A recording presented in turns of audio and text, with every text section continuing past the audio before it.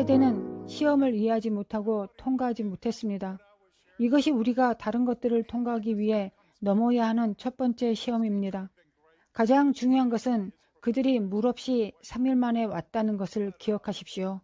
그들은 가장 건조한 장소에 있습니다. 그들은 사막에 있습니다.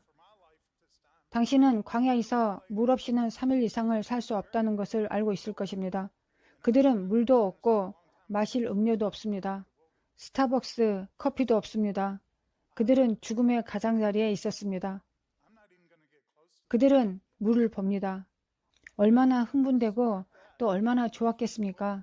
그들이 거기에 도착하고 나서 물에 독이 들어있다는 것을 알게 되었을 때 또한 얼마나 실망스러웠을까요?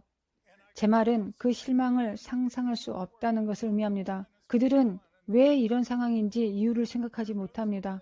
그래서 하나님은 강력하지만 그가 우리를 여기로 데려온 이유는 우리를 죽이기 위해서이다 라고 결론을 맺습니다. 그들은 성경을 가지고 있지 않았을 때의 일입니다. 그들에게는 하나님께서 인간을 다루시는 사례가 그 이전에는 없었습니다. 그러나 우리는 있습니다. 많은 사람들이 그들을 믿음이 없는 사람들로 뒤돌아봅니다. 자, 들어보십시오. 그들은 비록 애굽에서 나와 약속의 땅에 가지 못했을 수도 있지만 저는 그들이 애굽에서 나온 것만으로도 놀라운 성취라고 생각합니다. 우리는 우리의 선조들을 존중할 필요가 있습니다. 저는 그들을 비판하지 않습니다. 그들을 판단하지 않습니다. 그들은 아마 우리를 멸시할 수도 있을 것입니다. 그들의 시련에 대해 생각하며 우리를 겁쟁이 물이라고 말하면서 말입니다. 너희들은 시련이 무엇인지 모른다. 너희들은 유약한 무리들이다. 제 말은 그들이 겪은 일을 보십시오. 그 물은 마라의 물, 쓴물이었습니다. 마실 수 없는 물이었습니다. 이것은 우리가 통과해야 하는 첫 번째 시험입니다. 쓴물을 어떻게 단물로 바꾸느냐에입니다. 우리 삶에서 일어났거나 일어나고 있는 모든 쓴 것이 쓰라림, 괴로움으로 바뀌지 않고 단 것으로 바뀌어야 합니다. 그것을 할 수 있는 단 한 가지 방법이 있습니다. 그것은 한 가지 방법입니다. 그들은 나무를 물에 던졌습니다. 나무는 무엇을 상징합니까? 십자가입니다. 십자가. 이것을 던져야만이 쓴 물이 단물로 바뀝니다. 쓴 경험, 실패의 경험이 단물로 바뀝니다. 우리는 십자가로 가야 합니다. 우리는 우리 시대에 계시된 진정한 기독교를 보게 될 것입니다. 그것은 희생의 삶입니다. 그것은 십자가의 길입니다. 우리가 더 이상 우리 자신을 위해 살지 않고 예수님을 위해 사는 길입니다. 우리는 매일 우리의 십자가를 지는 것을 배웁니다. 십자가는 하나님의 능력이라고 말합니다.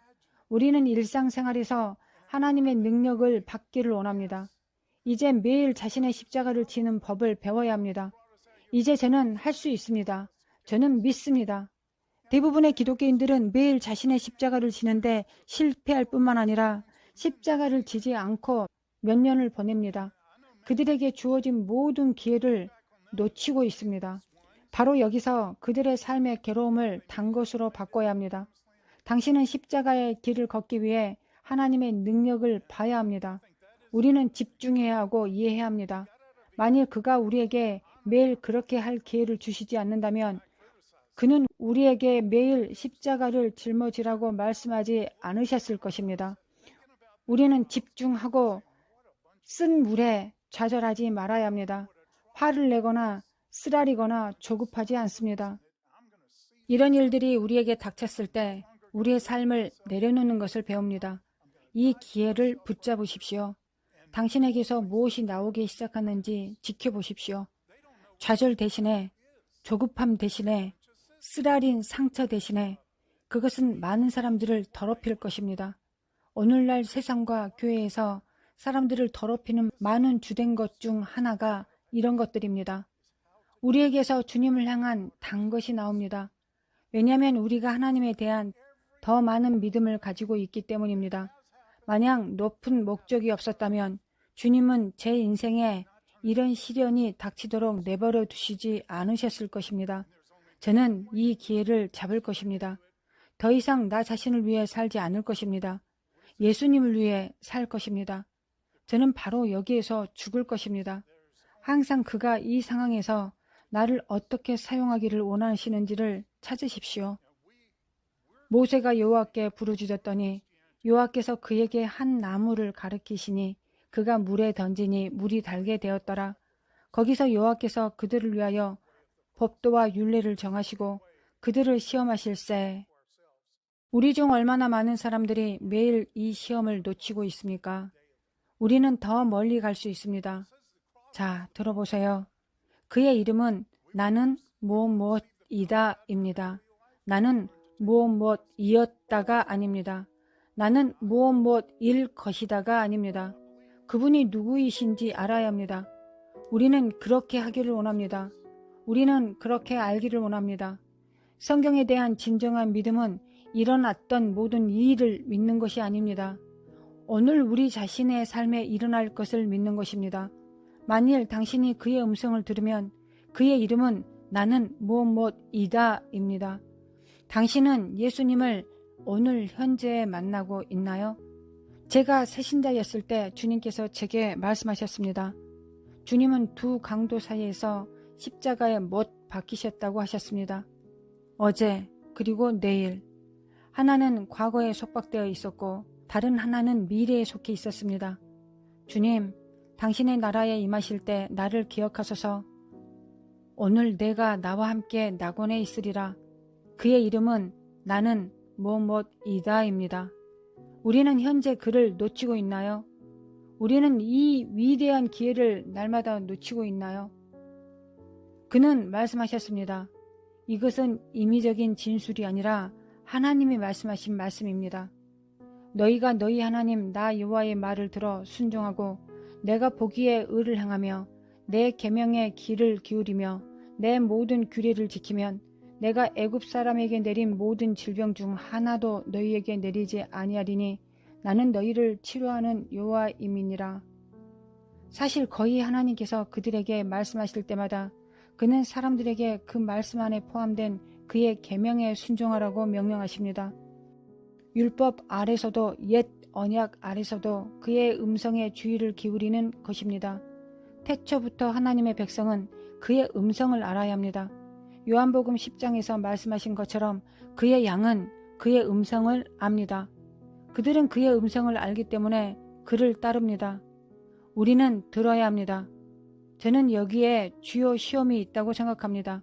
우리의 청력을 많이 방해하는 것에 대해 이야기할 것입니다. 우리는 그의 음성과 그의 계명에 주의를 기울여야 합니다. 그는 말씀하십니다. 내가 애굽 사람에게 내린 모든 질병 중 하나도 너희에게 내리지 아니하리니 나는 너희를 치료하는 여호와임이니라. 당신은 왜 마라의 물가에 쓴 맛, 즉 괴로움이 있다고 말합니까? 저는 우리 삶에 이 쓴 맛, 곧 질병과 같은 이 맛이 우리 삶에 악마가 침입하는 지옥의 첫 번째 관문이 있다고 믿습니다. 우리는 지옥의 문을 엽니다. 더들리 홀이 말한 한 가지는 쓴 맛은 독을 마시고 다른 사람이 아프기를 바라는 것과 같다고 말했습니다. 그것은 우리를 죽이고 있습니다. 그것은 우리를 파괴하고 있습니다. 우리는 이 쓴 맛을 우리의 삶 속에 내려놓아야 합니다. 우리는 이것을 파헤쳐서 속속들이 뽑아내야 됩니다. 그러나 이것보다 훨씬 더 중요한 것은 기본적인 기독교 제자도입니다. 저는 그의 정의에 따라 많은 기독교인들이 제자가 아니라고 믿습니다. 만약 당신이 그의 제자들 중 한 명이 되려면 예수님이 첫 번째로 말한 것 중 하나는 날마다 자기 십자가를 져야 한다는 것입니다. 당신의 목숨을 구하려고 하면 그것을 잃을 것입니다. 그러나 당신이 그를 위해 목숨을 잃는다면 당신은 찾을 것입니다. 그것이 십자가의 삶입니다. 그러나 그것은 또한 그 안에서 권위에 이르는 길이기도 합니다. 예수님께서 부당하게 채찍을 맞으신 바로 그곳에서 예수님의 채찍에 의해 치유받으셨습니다. 세상에서 가장 최악의 불의는 모든 신 가운데 가장 의로운 분이 가장 자격이 없는 자에게 매를 맞는 것입니다. 그러나 그것으로 인해 그분은 우리를 치유하시는 권세를 받으셨습니다. 동일한 원리가 적용됩니다. 우리가 부당하게 대우받고 고통받는 곳에서 우리가 다른 사람들을 치유하는 권세를 받을 수 있습니다.